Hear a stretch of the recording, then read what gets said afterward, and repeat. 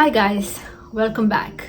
So I know that today's background and lighting and everything is a little different because I am filming this in the night because I have started working and stuff, so I don't have enough time in the morning to make videos, and also because by the time I get back home I get too tired and it's impossible for me to get the actual natural light that I used to film with. But we can't stop making YouTube videos, right? I can't stop talking to you guys, so I'm here, and today I want to give you guys a little bit of my background and my work and a general idea of how I've been navigating the system in the US. I have been asked this question a lot about how the master's has been. I took master's in public health and how it was and how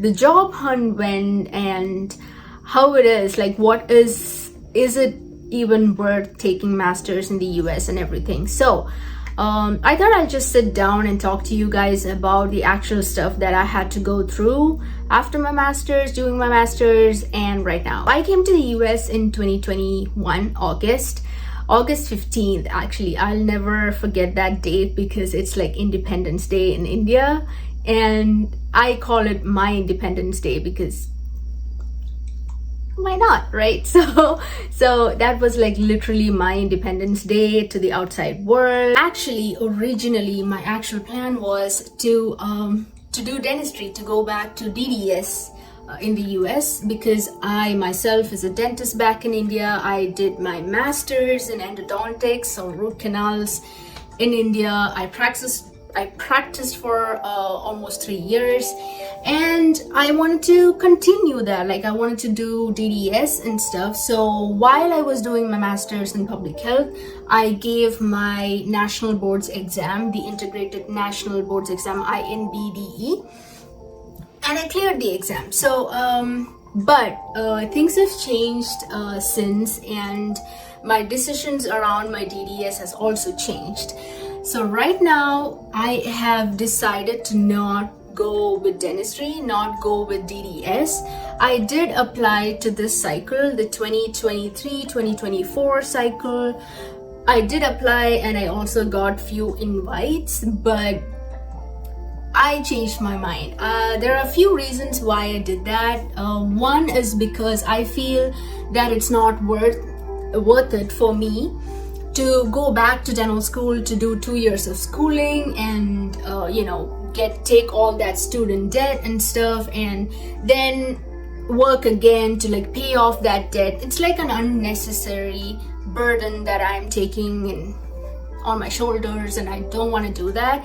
I am currently debt free and I want to live debt free, and I want to do other things that I love outside of dentistry. So that's like one of the thought processes that I had before I made my decision to not go back to dentistry. Now, coming to masters, if you want me to talk more about dentistry stuff and everything, I'll do that in another video. I graduated this year, 2023 May. Okay, so I graduated and I, like everyone, started looking for jobs, MPH related jobs, masters in public health, masters in health administration related jobs, because most of the listings that I saw on Indeed were health administration related and not exactly directly connected to public health, you know what I mean? But I have friends who have gotten into community health centers and other health centers for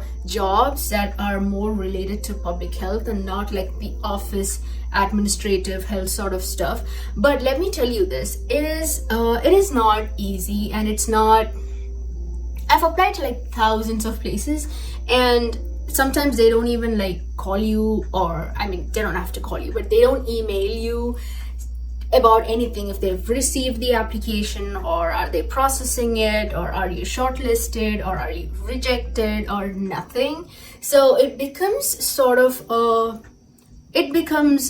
problem, you know what I mean? So what you have to do is, after you complete your master's, you have to file for an EAD. That's an employment authorization card for you to be legally possible to be working in the US.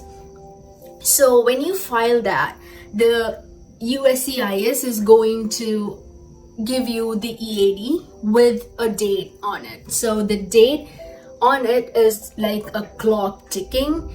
You have to find a job within 90 days of that date, like starting from that date, whatever date is on your EAD. So what happened with me was I applied for my EAD. My friend applied for EAD for it was like 1 week before I applied, and she got her EAD within like 30, 35, 45 days, I guess. But mine went on for so long, and I had offers from places, but I couldn't just start working because I didn't have my EAD with me. You know what I mean? So that was really frustrating. I ended up losing that job opportunity by the time my EAD came through. So that's something you have to keep in mind. You have to apply for your EAD even before you graduate. You know, you can apply even before you graduate. So because it's gonna take time, and this year I think they took more time for EADs to process because there were so many international students. So the USCIS took so long to produce the card. Okay, so what I was saying was, my few friends got jobs related to public health, and some got jobs related to health administration, like like systems administrator, blah blah blah. And me, if you ask me personally, like, don't take this as the final word, but me personally, if you ask me, I work as a certified dental assistant here. CDA, it's called CDA, because I was tired of applying to all the MPH jobs and not hearing from them. And even if I heard from them, they were like other reasons, blah, blah, blah. And it just didn't end up working out. So I'm like, okay, let me just go back and like do my dental assistantship, because that's something I like doing. I know everything about, not everything, I know so much about dentistry, and it's going to be easier for me if I get that job. So I applied for a dental assistantship job. And mind you, I had to take an exam to be able to apply to the CDA job, and it was pretty easy because I had already given my national boards exam, and that's like the mother of all exams. And if you clear that exam, I think pretty much every other exam is going to be like a cakewalk for you. It's not going to be as hard. But I had to take the CDA exam. It's like a set of 3 exams. I think infection control, radiation, and chairside assisting. So 3 exams together, like packed in one day. It's like 1 to 2 hours, and that's it. It's not a big deal. You can take that exam, and then you are called a certified dental assistant. Again, I'm talking about the state of Connecticut, because here you can just take the exam and be a dental assistant. You don't have to go back to school, like dental assistant school, to become a dental assistant. You know what I mean? Okay. So if you ask me, I would personally say that what saved me is eventually my dentistry, not MPH. You know what I mean? So I get so many questions, so many DMs, and also you guys comment down on all your backgrounds. You're like, is this university good? That university good? Honestly, guys, babes, I don't know about all the universities here. I just know about the university that I came through. That's University of New Haven, UNH. That's a good school. I like that school. It's very supportive. It's a very good school. So I know about that, but I cannot give you information, or I can't really talk about all the other schools that provide master's degrees. So sorry for that. And yeah, so this is something that you have to keep in mind if you are someone from a pharmacy background, or a dentist, or physiology, or all the other backgrounds that you guys mentioned to me. If you are planning to take masters, I also want you to look into other masters options, like other than masters in public health and masters in health administration. I think in the US you have more job opportunities for health administration sort of kind of work, you know what I mean? But this is just my personal experience and my personal take on the whole master's drama. So just take it that way. I don't know everything about the system, so you can't like quote me on anything. So this is just me. So if you ask me, dentistry finally helps me. This is my answer to most of your questions. And yeah, I think I am really happy. I have assisted other places, and I have been to different jobs while I did my internship during my master's. And really it comes down to just how you like the place and how they treat you, and how, you know, everything comes as a package. So I really loved all the places I worked, and especially this place that I am working right now. They are very supportive, they are very helpful, it's nice. It's a nice dental office. It's like a big dental practice, actually, honestly.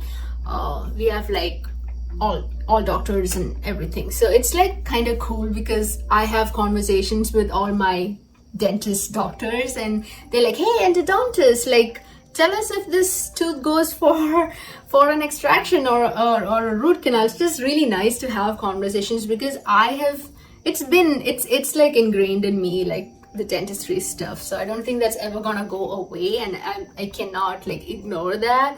I love dentistry and stuff. But yeah, I'm not going back to DDS. I'm not doing that. I know many of you were kind of surprised with that decision, because I was in the forefront of all the exams and preparations and all that. I had few other friends prepare with me, and when they got to know that I'm not like pursuing DDS anymore, they're like, what? You're not doing DDS? I'm like, no. And I don't regret that, and I don't think I'll ever regret that. It's like so weird. It's like DDS is something that I would love doing. Dentistry is something I would love going back to, and I would want to talk about it and everything, dental stuff, and it still excites me. But I could literally feel the stress like leave my body, like physically, when I made that decision. So I applied to all the schools, I kept my options open, and when there came a situation where I could really decide if I want to do that or not, I was like, okay, I'm closing that door. At least I had that door open, you know what I mean? So what I want you to do is, if you can't make up your mind, just do it. Keep all the options open, and so that you have choices, you know, you have like different choices to make. You know, the worst is you reach there and you're like, oh, I want to do DDS. Jesus, I didn't do my exam. So you can do that, you know. So it's better to take the exam if it's a lot of money too, like just to register for the exam and all the school applications. Oh my God, just literally put a hole in my pocket. It's like literally, you know. So, but yeah, I don't regret that. I'm just not doing it. I'm just not gonna put more money on it, and no, just not for me. So that's it, guys, for today. If you have any questions related to MPH or whatever, this is all I know, honestly. And if you have questions, you can still comment down below. I'll try and talk about it, make another video about things, and I'll be back with all the other life updates and life in the US in general. I have learned, trust me, like I have learned so much after coming to the US. So much, like I've learned and grown and struggled, and it's been such a wild ride, but I have enjoyed it, and I do want to share all that with you guys, and hope you guys, you know, get something out of it, and hope I can help in any way. So that's it, guys. I'll see you in the next video. Take care. Bye bye.